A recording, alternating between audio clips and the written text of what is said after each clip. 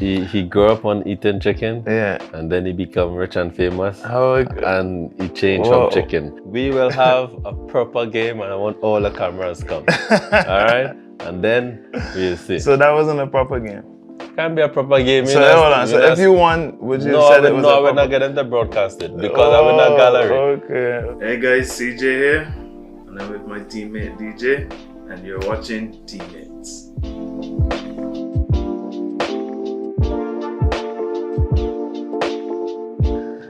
DJ, CJ. Remember the first time we met? I think West Indies taught England, and he was a net bowler. But I was hearing talk amongst the dressing room that a young Chris Jordan is there, a West Indian player, fast bowler. He's coming to bowl in the nets, and I think that is what I recall of the first time getting to interact with you and see you. Yeah, it was at the Oval, I think it was. And yeah, obviously, I have a very good relationship with Corey Collymore, who's like an older brother to probably both of us. So yeah, he made the introduction then, and yeah, off we went. So what's your relationship with DJ? So what would you call DJ? What is DJ? Someone that you see leave the Caribbean. Obviously, he had the foundation of, in Barbados. Barbados is one of the stronger cricketing islands in the Caribbean. So I guess he was destined for greatness. But he went to England on a scholarship, I believe, and to further his cricket and get opportunities. And I think he made a decision to stay over there, and turned out to be a right decision. As much as he might have wanted to play for West Indies, his childhood dream might have been to play for West Indies, but that kind of switch and getting to represent England in all formats is definitely something special. You can't ignore the fact that it's one of the better cricketing nations, and for someone leaving his home and going in a foreign country and then making that national team is something special. DJ just mentioned about the shift from Caribbean to England. What did that mean? I'd say it was exciting, first and foremost. I would say I grew up playing a lot of my childhood cricket in the West Indies, but I think any young West Indian cricketer would tell you, like, you look at county cricket from afar and cricket in England in general, and it's a place that everyone really aspires to go and play and make it, So me having that mindset allowed me to settle as quickly as possible and sort of make my way in the game. Caribbean cricket is huge, right? Like, there's a legacy of set by Clive Lloyds, the Beverages of the game, Brian Laras. So, if you have to talk about that legacy, what did that mean to both of you growing up, as a young kid, wanting to play for the country or wanting to represent the country in cricket? Well, it's the main sport in the Caribbean, and it's the only sport that actually brings us as Caribbean people as one. It's, as we say, the only unifying sport in the Caribbean, and cricket is the thing that put West Indian people together. We are all in the independent countries, so Trinidad and Tobago, Barbados, Jamaica, we are all our own independent islands. But when it comes to cricket, we all come together to represent the entire Caribbean people, and it's everybody's dream to play for West Indies, because as a kid growing up, that's all you hear. West Indies, West Indies, West Indies. And I never get the opportunity to see the likes of Sir Viv play and even the greats before him, Sagari and these guys play. But my dad is a big cricket fan, and he always talk about the 3Ws, Sagari Sobers, Gordon Greenidge and these guys. And when I started to follow the game and understand the game, there's Desmond Haynes, Lara, Walsh, Ambrose, Ian Bishop. Those are my people I relate to and my childhood heroes. And I just wanted to be a West Indian player someday, and thankfully it happened, and lived my childhood dream, and happy. Yeah, actually very, very similar. As Brav said, is the number one sport in the Caribbean. So and having parents and people close to you being so in love with the game, that's how you started mentor your first game. So I went to my first game at Kensington Oval, and you're seeing a packed Kensington Oval, and you're seeing the likes of Brian Lara and Courtney Walsh, Curtly Ambrose, obviously Ian Bishop. These guys do their thing, and you saw the reaction they get from the crowd and stuff. Like, you sit down there as a kid and you're in awe, and you want to be there. You aspire to be there one day. And yeah, I was obviously fortunate to be coached by people like Desmond Haynes as well.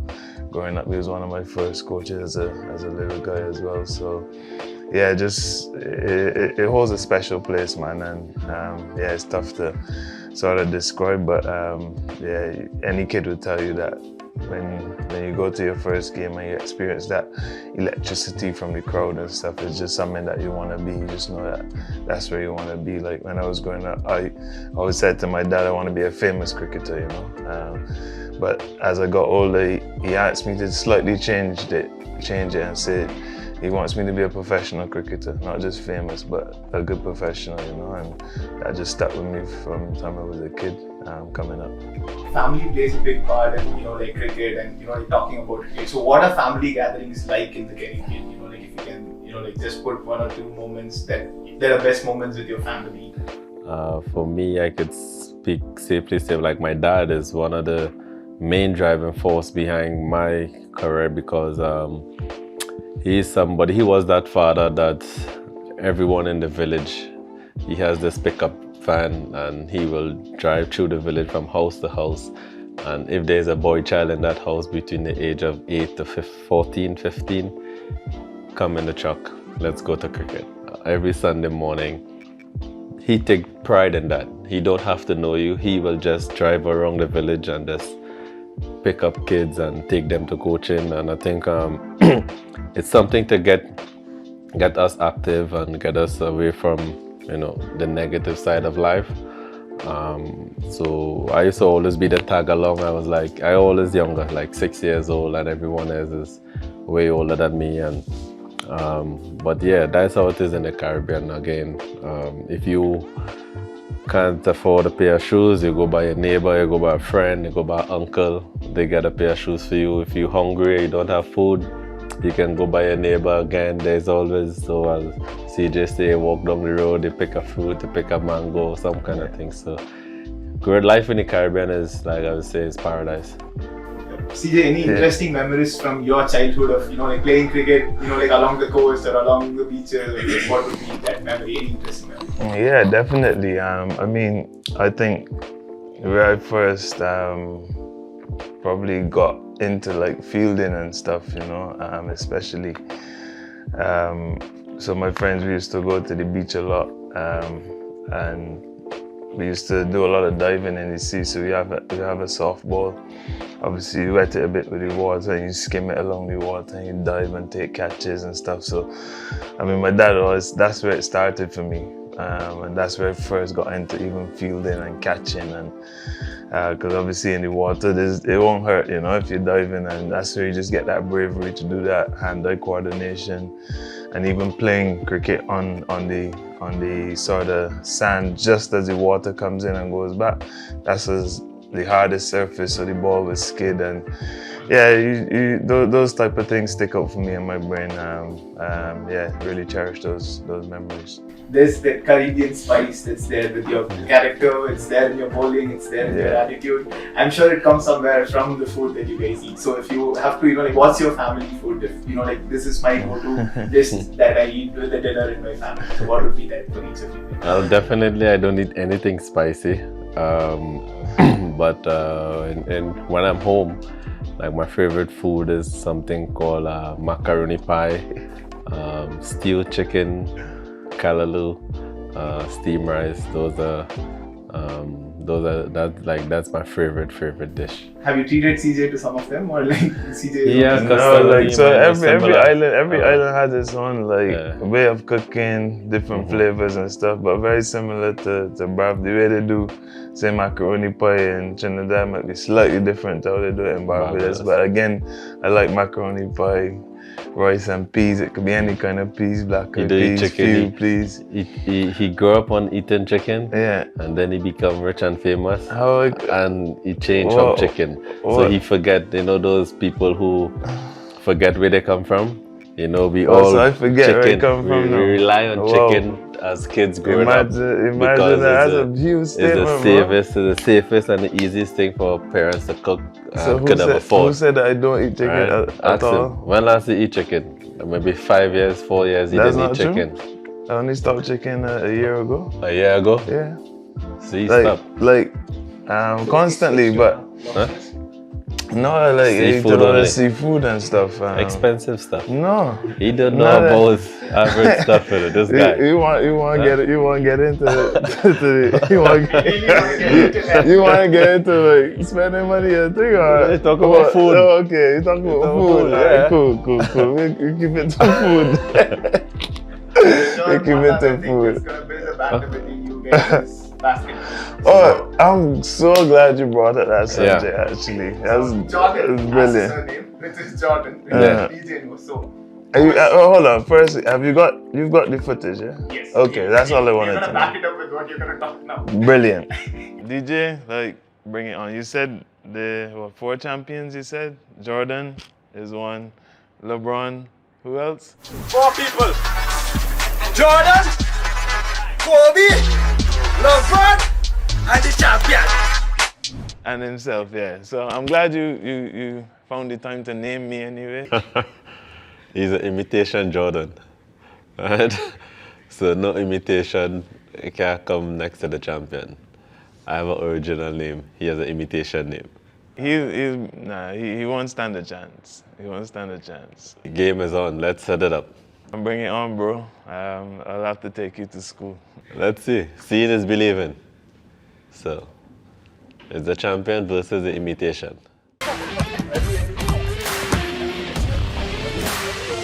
People, if he beat me, it would have been on camera. Now that I beat him, it's on camera. He beat me. Yes. Champ. Yes, he beat me. All right. Well done. All right. No problem. Well done. Well, I mean, he did call me imitation Jordan, but results speak for itself. Huh? It was a good game. Champion's a good competitor. I came home on top today. Should be a good series. Stay tuned. Well, we played one game, right? And obviously he won that game, right? Pardon? He win that game. Okay, all right. right. Yeah. But as you For the can record. see, we have to have like a proper game. Like Oh, that so- game. Buddy, that game you see the thing is, right? No, if this he is not- won that game, it would have been a proper game. But because I won it, we now have to have a How proper can game. he clash with someone? I'm in a Imagine that. slippers, he's Yeah. in a shoes, right? I'm in a long pants, he in a Imagine short pants. He played a game like it's actually playing for an NBA ring. So I think he need to play guys like LeBron and these people and them. He's bigger than me. As you can so he see, take- he's doing all the he explaining take and I his just have to stay advantage. quiet, right? But we will have a proper game and I want all the cameras come. Alright? And then we'll see. So that wasn't a proper game. Can't be a proper game. So hold on. So if you won, would you no, say I it would was no, I a would proper not get him to broadcast it because I'm in a gallery. Okay. But I you have to asked be- him to film it at the time. No, he was always filming. That's his job, buddy. And don't matter what we do, they film us. Okay. You see, another custom No being in problem. a superstar team like this, right? Apologies. So My humble whenever, apologies. My that's why you humble see how many apologies. cameras here. My humble apologies. I'm not the same. you So know? anywhere we go, anything we do, they record the Everywhere moment. we go. Yeah. Don't worry, you can change it. No. Like you mentioned, you're new to the team, right? Like this, your first year, and like DJ has been like the legend of CSK for years now. Like, so what's that thing that you wanted to learn from him while you were picked? And also DJ, if you can talk us through about like what's the legacy or the culture of CSK that you have told like this, if you can just explain that.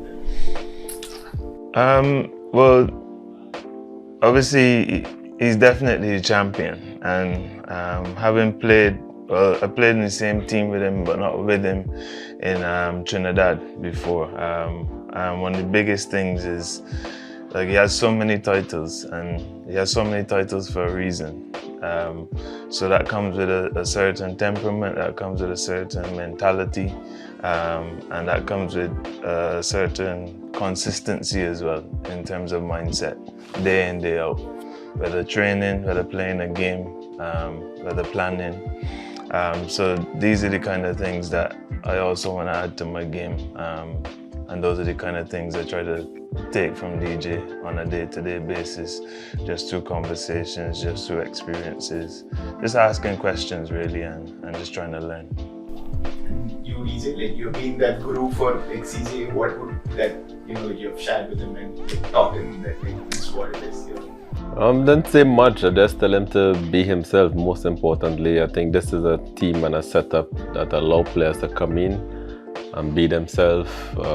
Because I know his talent and trust him, there's not much for me to really add to his game more than, as I say, a couple communications about you know, scenarios in the game, different time, momentum change, whether we should bowl wide, straight, or wrong, over.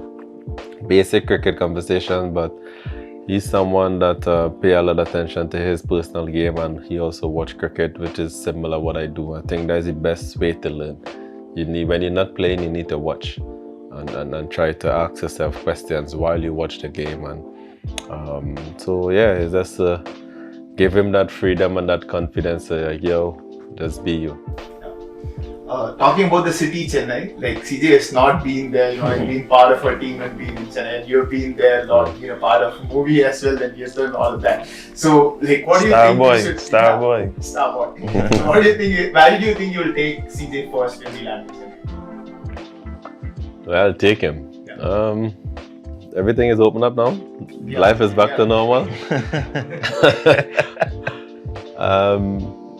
I'll take him to Dublin. What's Dublin? If we stay in What's Dublin? Dublin's Gatsby. it's Gatsby. Yeah. Yeah. Gatsby. So we stay in a hotel and there's a club downstairs. Okay, So perfect. perfect. Say no more.